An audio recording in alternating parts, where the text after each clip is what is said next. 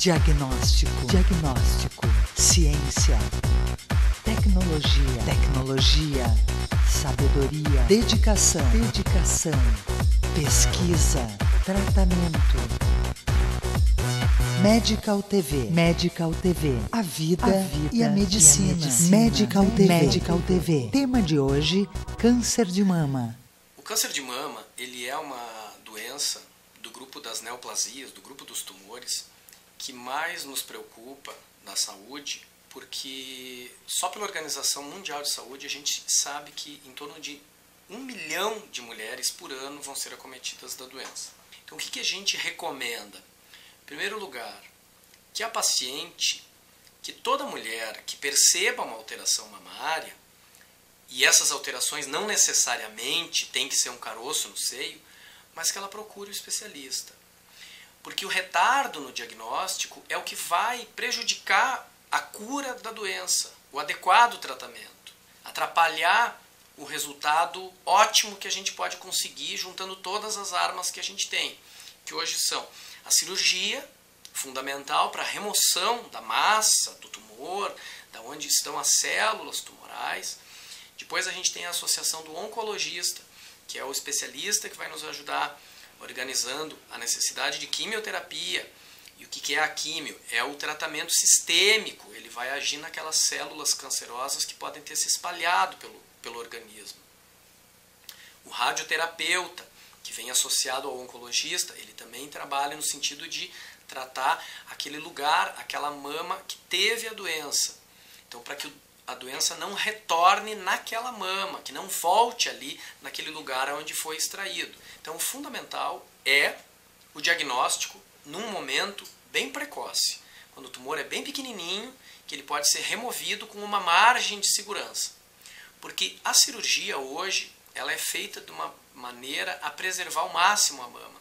E naquelas mamas pequenas, onde a gente tem que tirar bastante tecido mamário para remover o câncer com segurança, a gente ainda tem a opção do cirurgião plástico ou de técnicas corretivas de cirurgia plástica que nos ajudam a recompor aquela mama e ficar com um resultado estético muito. Um dos grandes questionamentos para quem atua na área do câncer de mama é se essa doença tem uma causa pré-estabelecida. Na verdade, a resposta é não. Ninguém tem culpa de ter um câncer de mama. Não é uma doença que a gente pode evitar, como seria o caso de um câncer de pulmão ou de um câncer de pele, que bastaria não fumar ou bastaria evitar uma exposição exagerada ao sol, né? No câncer de mama, a gente teria que considerar essa doença como uma doença de muitos fatores. Já tentou-se pensar que ela poderia estar intimamente relacionada a uma herança familiar? Hoje se sabe que isso não estaria ligado a mais do que 5 ou 10% somente dos casos. Então entrariam como fatores desde a alimentação rica em gordura, principalmente aquela gordura da carne vermelha, em contrapartida a alimentação mais rica em frutas, em verduras, em ômega 3, que se encontra em peixes, seria mais adequada. As pessoas sedentárias que não praticam exercícios regularmente seriam um grupo de mais alto risco. A mulher ou o homem que tem um consumo excessivo de bebida alcoólica, principalmente a mulher, que é onde existe um acúmulo do chamado estrógeno, que é um hormônio que fica acumulado na camada mais gordurosa. Entre outros fatores que a gente poderia citar, existiria sempre uma relação maior ou menor com o tabagismo. Entre outros fatores, a própria raça. A raça japonesa, por exemplo, é uma raça que tem muito menos incidência de câncer de mama do que a nossa raça comum aqui em Caxias do Sul, que é a raça italiana ou alemã, e entre outros fatores, né? Então, na verdade, o câncer de mama ele vai desde hábitos mais saudáveis até características raciais, mas não que a gente possa identificar um único fator e dizer, aqui está o seu problema. O que devemos fazer? Devemos fazer o diagnóstico precoce. O que a mulher tem que fazer? Ela tem que se examinar. Qual é o melhor período? É depois da menstruação. Então, depois que passou a menstruação, mais ou menos uma semana depois, pode ser no chuveiro, pode ser deitada, na hora de dormir, levanta o braço, põe para trás da cabeça, passo a mama de forma circular, tocando a mama toda, não se espreme o bico do seio para ver se sai alguma coisa. Apesar disso, se você dorme, acorda de manhã e tem uma manchinha na camisola, procura um especialista. Os derrames espontâneos do bico do seio, esses têm valor. Ou o meu mamilo, ele era para fora, agora meu mamilo está virando para dentro. Não era assim. Eu não nasci assim, porque tem mulheres que nasceram com o mamilo invertido. Então não se assustem. Quem teve sempre assim, não tem problema. Mas quem tinha o mamilozinho virado para fora e ele começou a virar para dentro, isso é perigoso. As mulheres têm que saber que o exame em si, ele favorece esse conhecimento do seu corpo, e olhar o corpo e conhecê-lo vai facilitar que o diagnóstico seja precoce. E aí a gente vai ter cura. Tem cura o câncer de mama. Medical TV, a vida e a medicina. Leonardo Weissheimer, cirurgião plástico, cirurgia estética de nariz, face, mama e contorno corporal. Leonardo Weissheimer, cirurgião plástico, Caxias do Sul. Clínica Ossos, especialistas em coluna, quadril, ombro, joelho, pé, tornozelo e artroscopia. Clínica Ossos, há 30 anos, cuidando de seus movimentos. Habilidade, atitude, firmeza, dedicação, habilidade, concentração. Medical TV, a vida e a medicina. Medical TV. Tema de hoje, câncer de mama. Sobre os métodos de diagnóstico na mama. A mamografia, por exemplo, é o método mais usado por várias razões. Ele é eficiente, ele é relativamente fácil de fazer, ele não é dolorido e é barato em termos amplos. E foi o único método de rastreamento mamário que mostrou ser eficiente num aspecto que é fundamental, é reduzir o número de mortes por câncer de mama. Diferente da mamografia diagnóstica, que é feita quando a pessoa tem algum sintoma, sente algum nódulo, alguma coisa, então esse quadro vai ser investigado para que se tome uma posição. O que fazer diante de algum achado clínico? O rastreamento é diferente. A mamografia de rastreamento vai examinar pessoas que não sentem nada, justamente com o objetivo de procurar lesões que podem ser malignas e, portanto, fatais, procurar essas lesões antes que elas se manifestem, antes que a pessoa sinta qualquer coisa. O que as mulheres devem fazer para tentar se proteger de uma morte por câncer? Fazer exames preventivos. Quando? A partir dos 40 anos, existe indicação internacional de mamografia anual para todas as mulheres assintomáticas, ou seja, mesmo que não sintam nada, inicia aos 40 anos. Até os 40 anos é recomendado fazer exame clínico de palpação, ao menos anual, e eventualmente o mastologista pode solicitar ecografia mamária, que é um outro método de imagem que pode ser feito em qualquer idade. Exemplo de mamografia, isso aqui é um sistema digital, nós temos 4 imagens, sendo 2 da mama direita, uma vista superior e uma vista lateral, e 2 da mama esquerda. É um exemplo de um paciente que foi encaminhado pelo seu médico clínico para fazer um exame de rastreamento, ou seja, um exame preventivo. A pessoa não sente nada, e nós conseguimos diagnosticar uma pequena lesão aqui na mama esquerda, na porção superior. Pode-se fazer uma ampliação assim. Então a mamografia consegue encontrar aqui um pequeno nódulo com menos de 1 centímetro. A mamografia consegue encontrar uma lesão que não tem tradução clínica. Ela não é palpável e a pessoa não sente nada. Feito isso, nós partimos para a caracterização dessa lesão.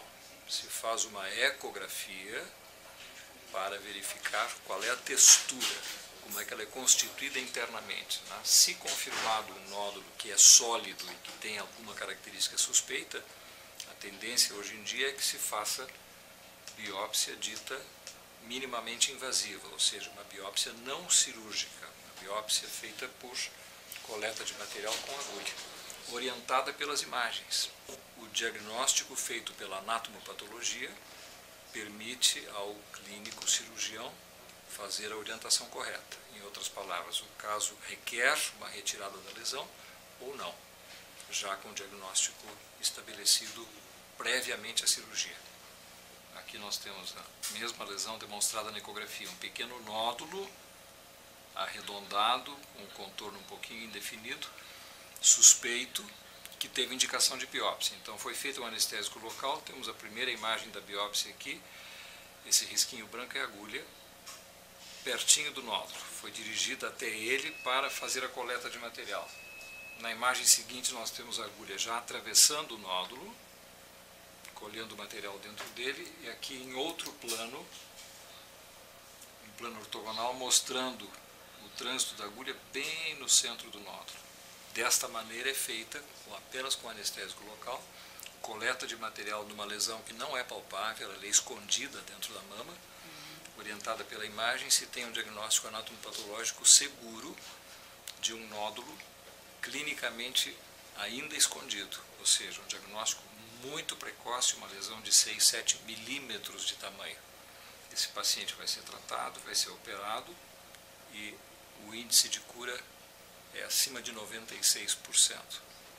Eu acho que merece um comentário também no sentido de as mulheres saberem, elas têm ciência de que o comportamento, a atitude delas, a iniciativa é o item maior nessa questão da população feminina se proteger contra o câncer de mama.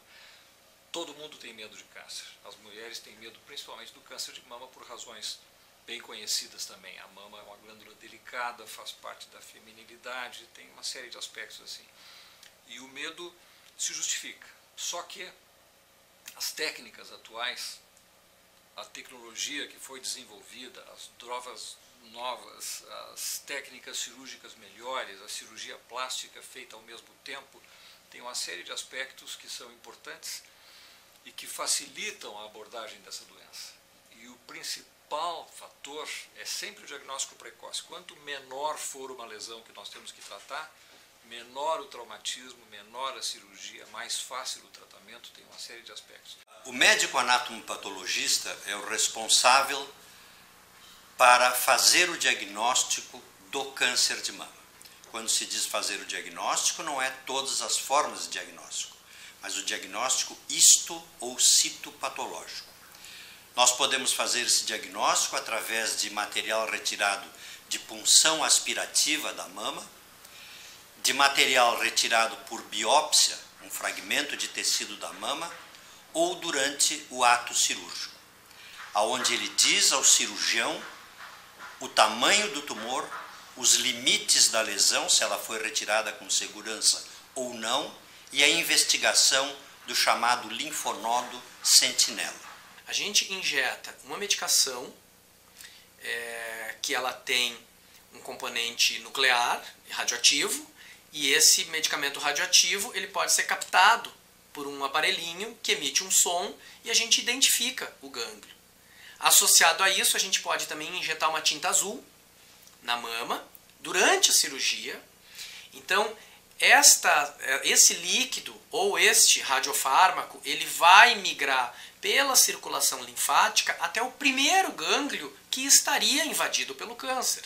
Então, ao invés da gente tirar todos aqueles gânglios, a gente tira só aquele primeiro gânglio, que é chamado linfonodo sentinela. Como que a gente sabe? Porque ele vai ser o primeiro a pegar a cor, ou o primeiro a captar o radiofármaco. A gente extrai ele enquanto a paciente está dormindo anestesiada, o patologista examina esse gânglio, ele corta o gânglio e procura ver se tem célula tumoral ali dentro. Se ele não encontra célula tumoral, quer dizer, daquele gânglio para adiante, não pode ter se espalhado o câncer. Então a cirurgia encerra ali, de um cortezinho pequenininho, foi tirado só um gânglio e não precisa fazer mais nada. Aí eu peguei um médico muito bom ainda, que ali me operou, aí o meu seio não vai ficar deformado, nada, e já está bem cicatrizado tudo. E Já estou bem melhor agora. Medical TV, a vida e a medicina. Instituto De Vita, clínica especializada em tratamentos de oncologia e hematologia. Instituto De Vita, tudo pela vida. Fone 54 3214 1700, Caxias do Sul. Leonardo Weissheimer, cirurgião plástico, cirurgia estética de nariz, face, mama e contorno corporal.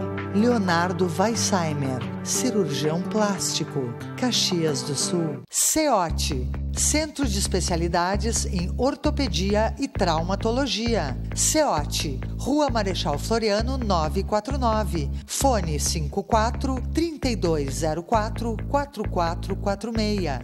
Medical TV. Tema de hoje, câncer de mama. Eu fiz um autoexame, aí eu descobri um nódulo do lado esquerdo do meu seio. Aí o doutor me operou, graças a Deus que ele tirou todo o meu tumor que eu tinha. E agora eu tenho que ver se eu precisar fazer radioterapia ou não, daí eu tenho que passar por mais 2 médicos. É muito importante dizer que o câncer da mama, e quando nós falamos em câncer, nós estamos falando sempre em tumor maligno, o câncer da mama tem muitas variantes e cada uma delas tem o seu prognóstico. Existem alguns tipos de câncer que são relacionados a hormônios, outros não. Então, tomar um tipo de remédio não significa que o meu câncer é pior do que o da minha amiga. Não é assim que funciona. Né? Tem que ouvir a opinião do médico, seguir o seu tratamento, nunca parar de tomar os remédios que estão sendo orientados. Né? Às vezes tem que passar por algumas situações mais delicadas, tem que usar medicamentos mais fortes e tem que pensar, que bom que existe remédio para que eu possa usar, como é o caso da quimioterapia, que assusta muito, vai cair meu cabelo, será que eu vou ter muito enjoo, o que vai acontecer comigo? Durante muito tempo, o grande impasse para uma pessoa realizar um tratamento da chamada quimioterapia, e começa aqui, tem quem sabe a nossa grande desmistificação, quimioterapia nada mais é do que utilizar um produto químico com o sentido de tratar uma pessoa, produto químico igual à quimioterapia, porém esse nome vem muito mastigado e muito associado a tratamentos que traziam antigamente muitas reações, como enjoos terríveis acompanhados de náuseas e de vômitos, queda do cabelo, a necessidade do paciente muitas vezes ficar hospitalizado para receber suporte com soro, infecções associadas que poderiam levar o paciente ao óbito. Hoje a realidade desse tipo de tratamento é muito diferente. O controle do enjoo é quase 100% dos casos, a queda do cabelo não necessariamente ocorre para todos os remédios que são utilizados e a qualidade de vida do paciente permite com que a imensa maioria dos tratamentos, falando em quimioterapia, sejam realizados inclusive fora do regime hospitalar. É uma das doenças onde mais se faz pesquisa no mundo inteiro. Como AIDS, o câncer de mama, se estuda muito e muitas coisas novas estão surgindo. Os tratamentos que na realidade têm trazido surpresas bastante agradáveis no sentido de sobrevida ou aumento da cura do câncer de mama, eles estão direcionados ao tratamento sistêmico, chamado tratamento de todo o organismo. Porque nós temos que entender que a mama não é um órgão que fica isolado, separado do organismo. A mama é um órgão que faz parte do nosso organismo. Então o sangue, quando circula, ele circula pelo corpo, ele passa pela mama e na existência de um nódulo nesta mama, pode uma célula dessa doença, uma célula maligna, migrar pelo organismo da pessoa no sentido de querer se instalar em algum outro órgão.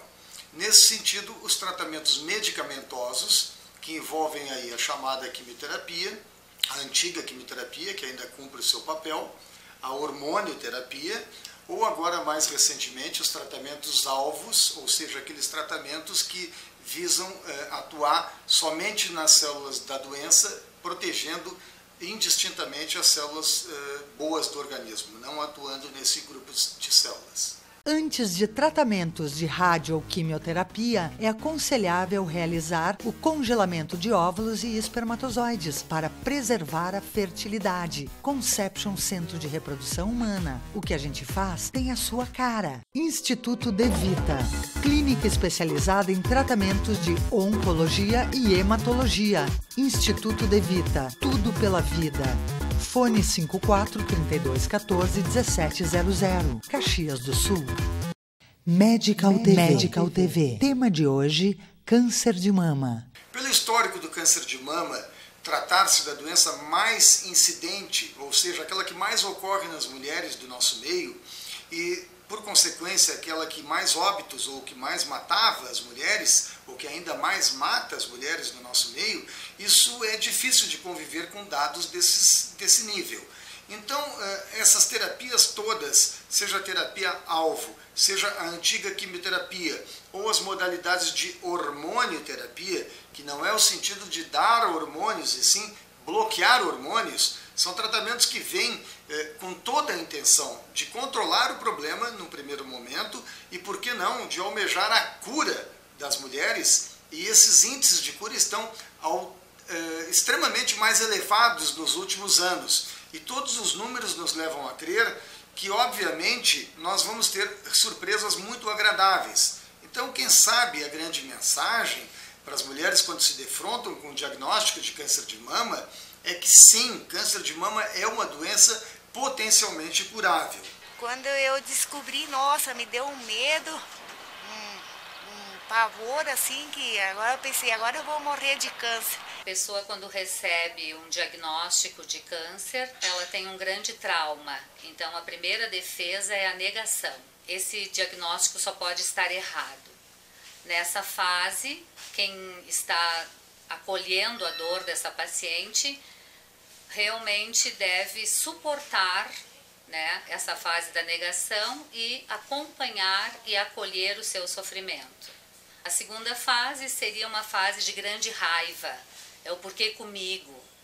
Então, nesse sentido, as pessoas que estão ao seu redor, e principalmente os familiares ou parceiros, têm que saber que é uma raiva da situação e não uma raiva das pessoas. A outra fase é a da barganha e da negociação. Nessa fase, a paciente já está no meio dos tratamentos, ela já se sente mais à vontade com a equipe e ela começa realmente a pensar, eu gostaria de me tratar e que meus cabelos voltassem até o dia da formatura do meu filho. Então é uma fase muito boa, a família também já está adaptada e já pode ter um fluxo melhor de emoções. Todo esse tempo e essas fases não são estanques, elas podem acontecer todas no mesmo dia. A pessoa pode ter traços depressivos. Então, um respeito ao seu silêncio, um respeito ao seu querer ficar um pouco isolada. Depressão e traços depressivos durante os tratamentos é muito diferente de uma tristeza. A tristeza faz parte. O ser humano, quando recebe uma notícia que o choca, ele fica triste. Diante das perdas, a tristeza é normal. A última fase seria da aceitação. E normalmente a fase da aceitação, a pessoa já está acostumada aos tratamentos, já está realmente adaptada a toda essa situação de doença e já está ressignificando a sua vida. Eu queria dizer que há 20 anos, quando eu tive o primeiro problema, todo mundo sofre na vida, eu também sofri. Mas eu nunca parei de pintar, nunca parei de fazer o que eu mais gosto. Há 10 anos eu tive novamente o problema. Pintei mais ainda, trabalhei mais ainda e notei uma coisa aqui. Tem 3 coisas na vida que a gente nunca pode deixar de ter. A família, os amigos e o trabalho. Tratar a pessoa é ganhar sempre. Então nós, como equipe, buscamos enxergar a pessoa como um todo. Nesse ponto entra também o que faz parte, nesse momento de vida principalmente, a espiritualidade. Eu costumo dizer, né, que o ser humano, ele busca sempre o divino, faz parte do ser humano. E se a pessoa em tratamento, ela abraça a cruz, essa cruz cria asas. Há pouco tempo saiu um trabalho sobre outras opções, né? Outras crenças que as pessoas podem ter, não só na medicina. E fica comprovado que essa ação positivista sobre qualquer doença melhora o tratamento. Seja um pensamento positivista religioso, seja um pensamento filosófico, mas nunca abandonando o tratamento médico. Aproveito e quero também mostrar o meu livro para vocês, que é uma frase muito importante do livro, que é: há pintores que transformam o sol numa mancha amarela, mas há pintores que transformam a mancha amarela num sol. Pablo Picasso. Isso quer dizer que a gente pode lutar sempre, mas quem luta com fé é vencedor. O histórico das terapias-alvo no nosso meio, eles têm, em estudos experimentais, um pouco mais de 15 anos, quem sabe. Na prática médica, eles tiveram uma incidência de uso muito mais direcionado a essa última década, a virada do século e essa década que nós estamos vivenciando a partir do ano 2001 e na sequência com os anos 2010, 2011. Isso, sem dúvida nenhuma, trouxe um novo panorama para todas as pacientes, tanto na qualidade de vida quanto na expectativa de poder conviver com uma doença que hoje muitas vezes pode ser comparada ou equiparada a uma hipertensão arterial ou um diabetes, onde as pessoas podem perfeitamente conduzir o seu tratamento uma vida inteira e não ter que vir a falecer deste problema.